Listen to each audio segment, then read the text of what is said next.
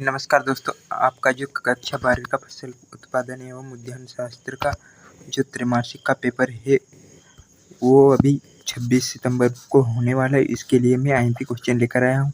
तो मैं ये जो क्वेश्चन बताने वाला हूँ ये पेपर में अपने को देखने को मिल ही जाएंगे, तो इन क्वेश्चन को आप अच्छे से कर लीजिए।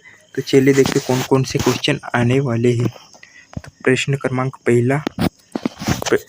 क्रमांक पहला में कौन सा तैयार करके जाना है, जल निकाल से आप क्या समझते हैं, इसका महत्व लिखिए, या इसके अथवा में आ सकता है जल निकास के लाभ लिखिए। तो अपने को एक ही आंसर लिखना है।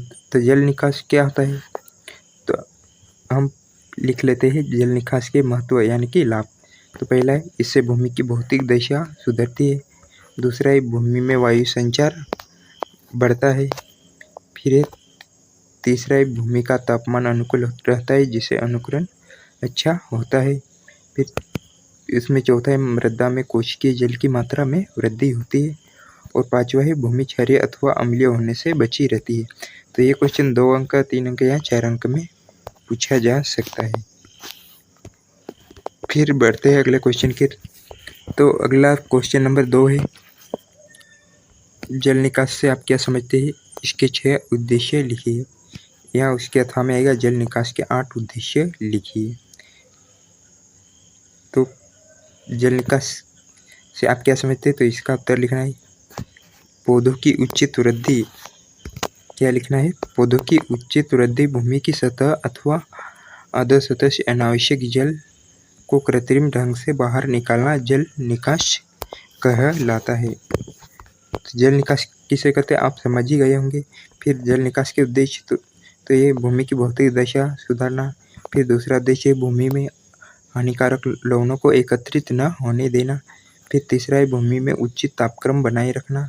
चौथा है भूमि में वायु संचार करना। पांचवा है भूमि को दलदल बनाने से रोकना। और छठा है पैदावार बढ़ाना। फिर है अगला क्वेश्चन नंबर तीसरा है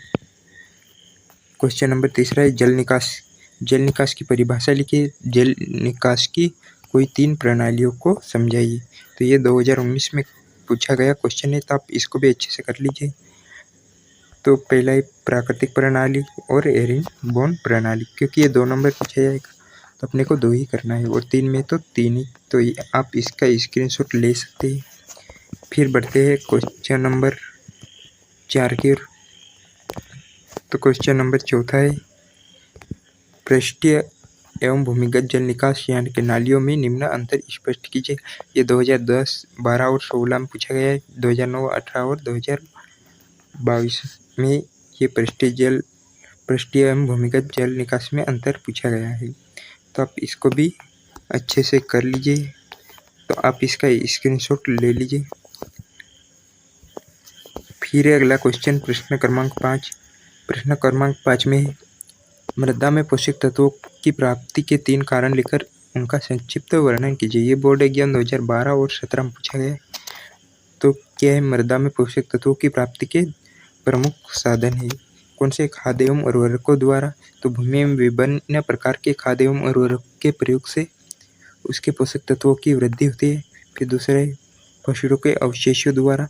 तो फसलों की कटाई के बाद उनके अनुपयोगी अवशेष जैसे कि पत्ती, तना, जड़ आदि सड़कों भूमि में पोषक तत्वों की वृद्धि करते हैं।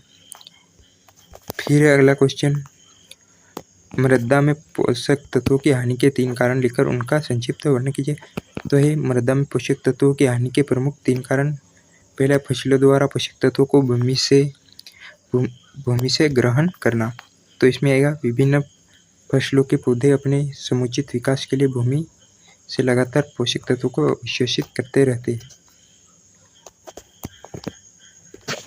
फिर दूसरा है भूमि कटाव करना। तो इसमें है प्रतिवर्ष वर्षा एवं वायु द्वारा भूमि का कटाव होता रहता है जिससे उसके भूमि के पोषक तत्वों की भारी हानि होती है। फिर तीसरा है खरपतवार द्वारा। तो इसमें फसलों के साथ उगने वाले विभिन्न खरपतवार भी तेजी से बढ़कर मुख्य फसल से अपना हिस्सा बांटते हैं। तो ये अगली वीडियो में बाकी के क्वेश्चन बताने वाले, तो वीडियो को लास्ट तक जरूर देखिए और चैनल पर सब्सक्राइब कर दीजिए।